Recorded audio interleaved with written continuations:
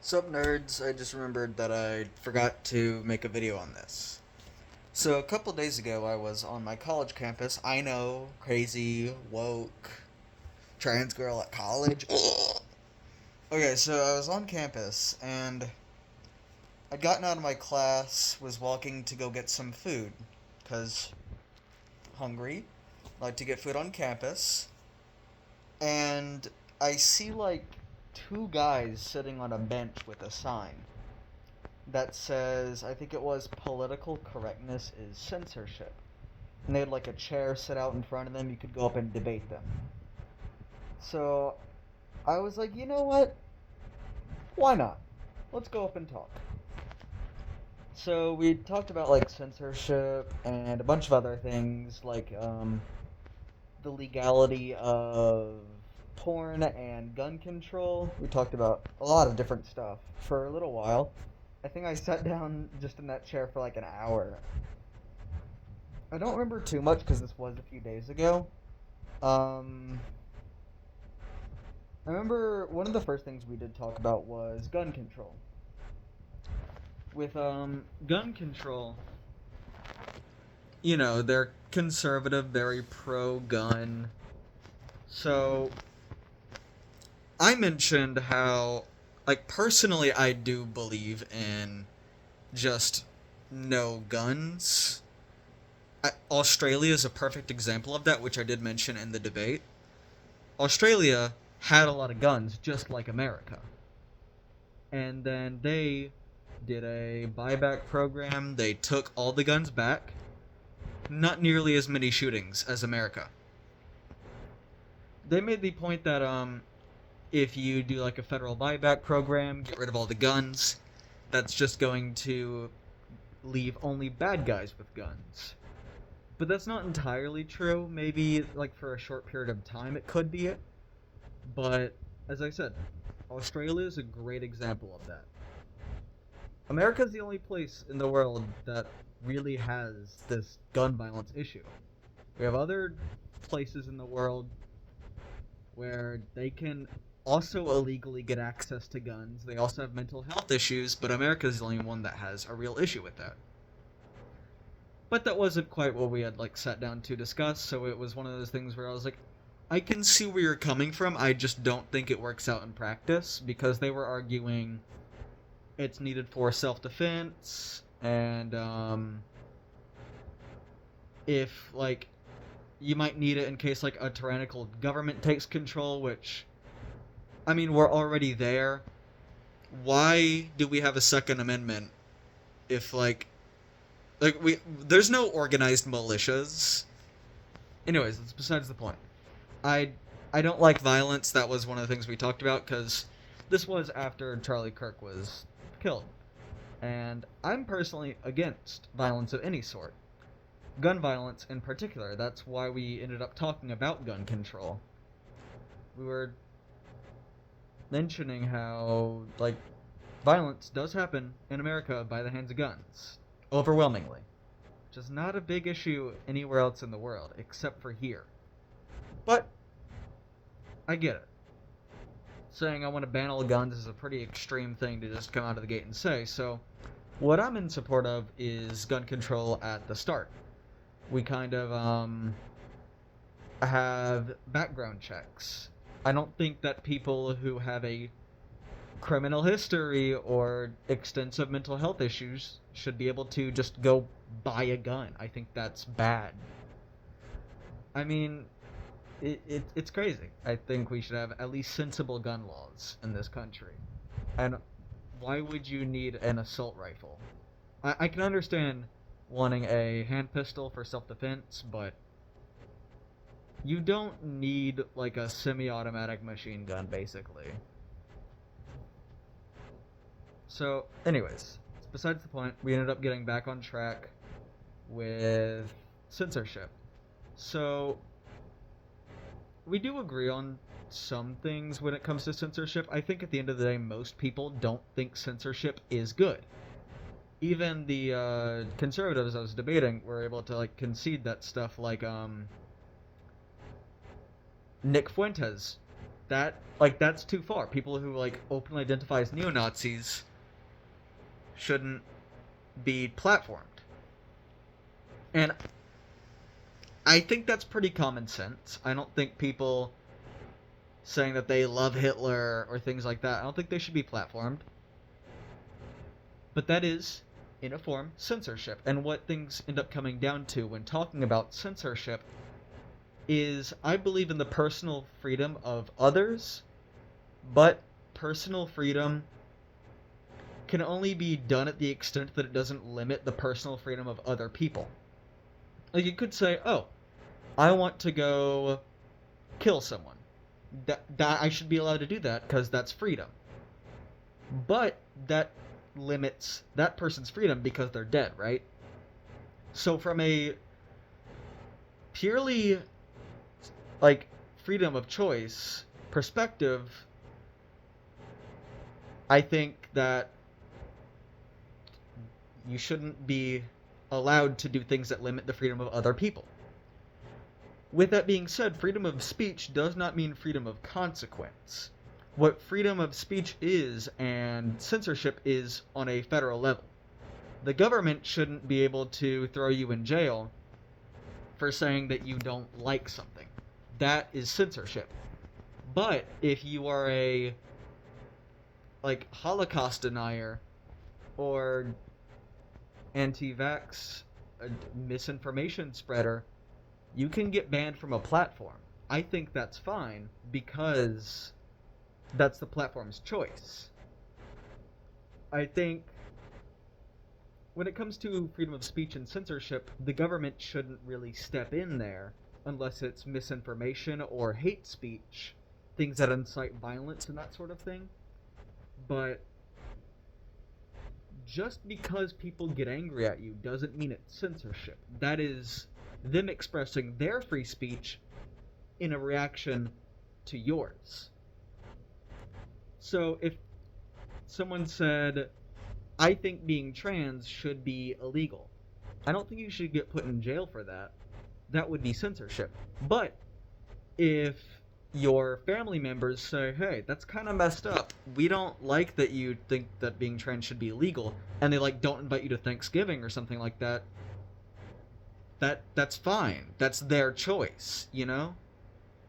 So I believe in social consequences for what you say. And that was my whole argument, and I think they conceded on some of that a little bit. That also led to the conversation on abortion and pornography. They were pro-life and believed that pornography should be banned. My argument was that it honestly doesn't particularly matter whether or not pornography or abortion is morally wrong to me or not. I think it's the personal choice of others. I, in all honesty, don't know where I stand morally on abortion. I think it's irrelevant, in all honesty. Where I stand shouldn't affect where other people stand. If I hypothetically thought that it was wrong, I don't think my opinion on that should force you. You should be able to make your own decision on it. That's why I'm pro-choice on the issue of abortion, because morality, at the end of the day, is subjective. What I find moral is going to be different from what you find moral, and that's not something we can just change. So when it comes to things that are subjective, like the morality of abortion, there's really no definitive way to determine if it is moral or immoral, at least to my knowledge. This isn't something I've thoroughly researched. But I do know that most medical experts are in favor of it. I honestly don't think that, again, my opinion or the opinion of others should force you to either get an abortion or not get an abortion. I don't think that should be, like, put into law. I think you should have the choice to make your own decision. But that's a separate thing. We didn't go too in depth into that. Pornography was something that we did go more in depth in. They said that they think pornography is bad and should be outlawed, like illegal. We when we were getting into that, we both agreed that like pornography shouldn't be in the access of children. That's bad. I don't think kids should have access to porn. And what one of that led to us talking about the like ID verification on pornography websites, because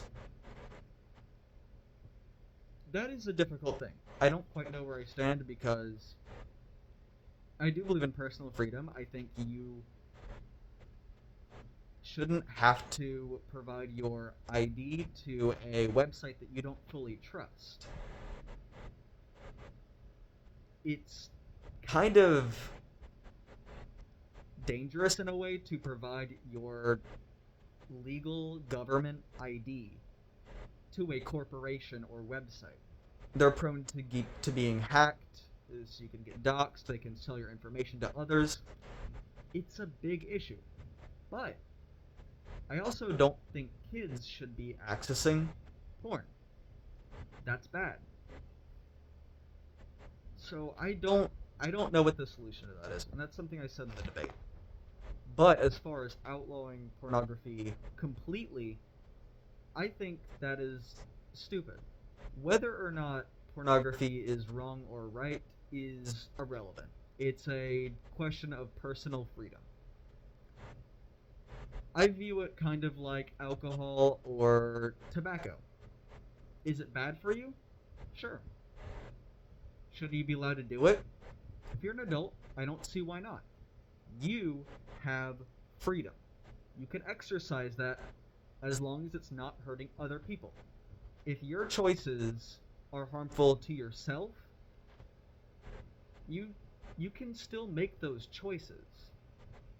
I think you should be informed about those choices, like how cigarettes have to like disclose the dangers of them.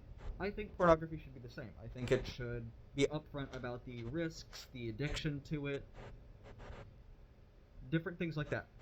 I think that's great.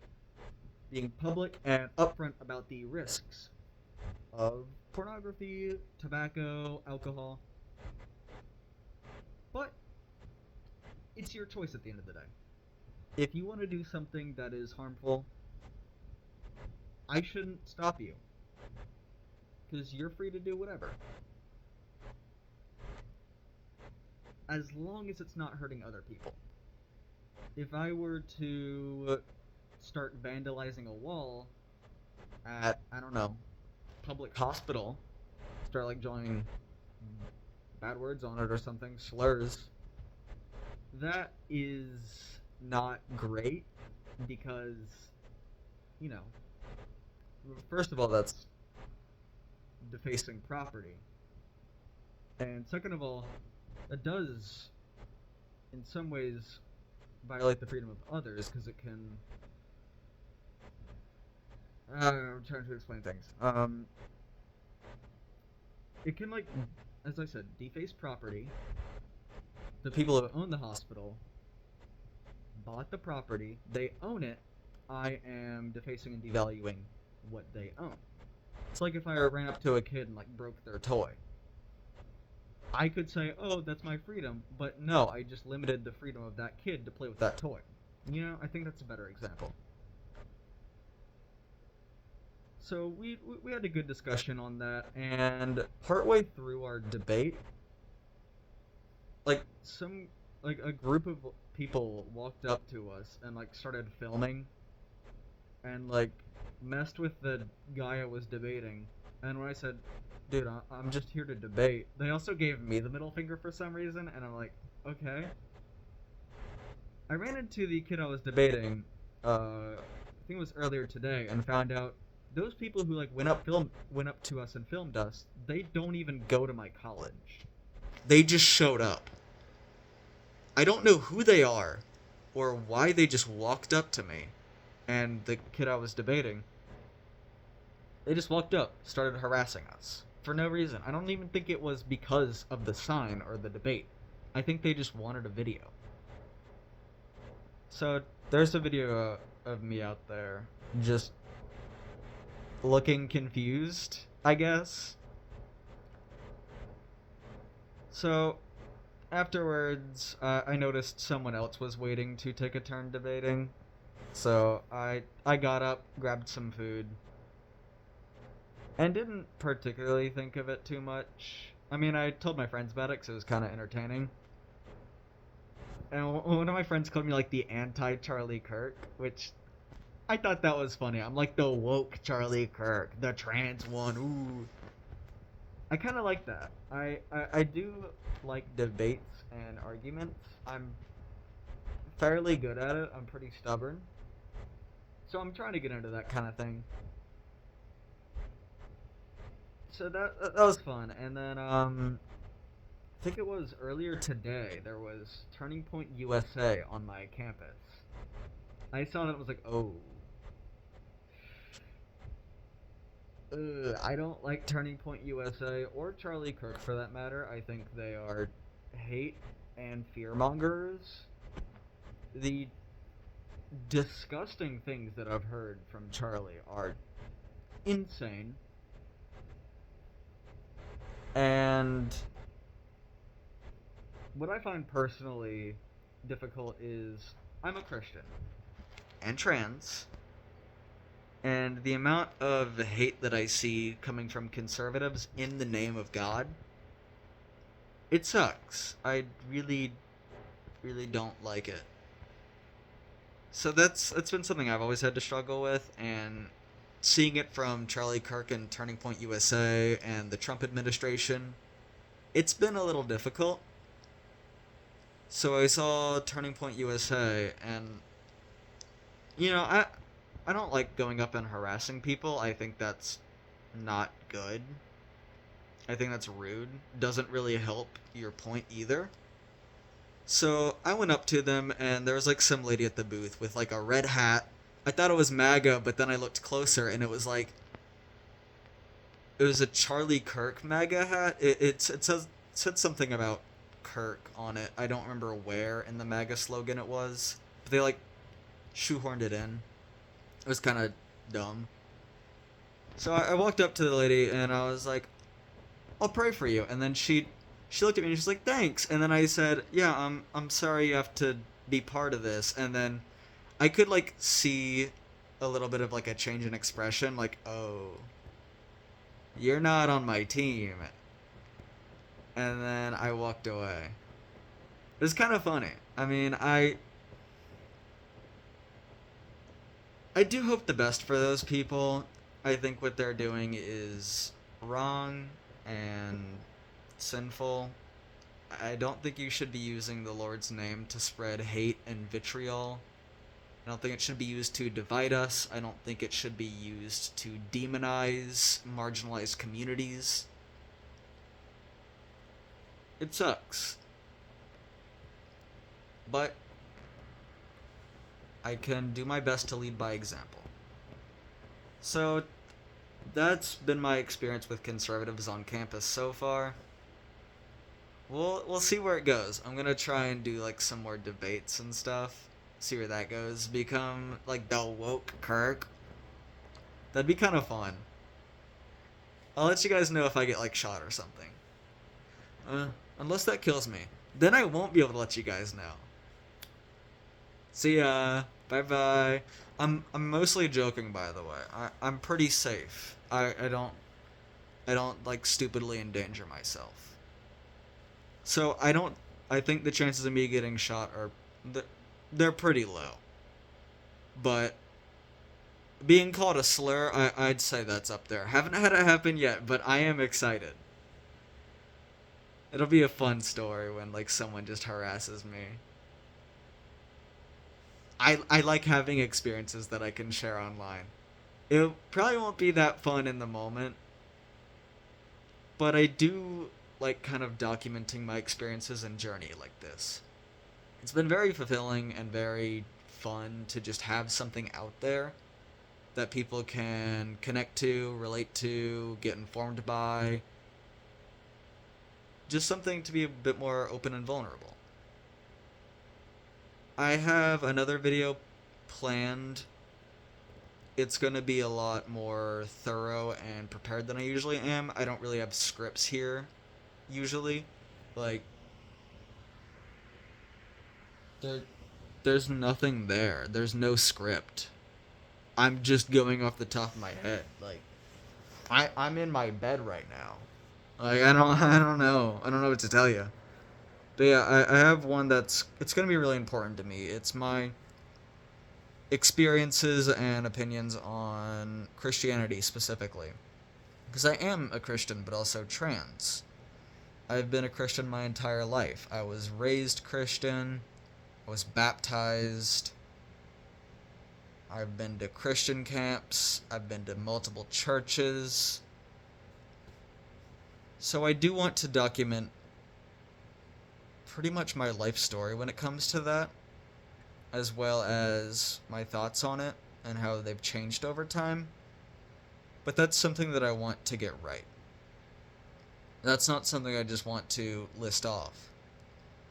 So that's something I'm going to probably make a script for, or at least have some notes down.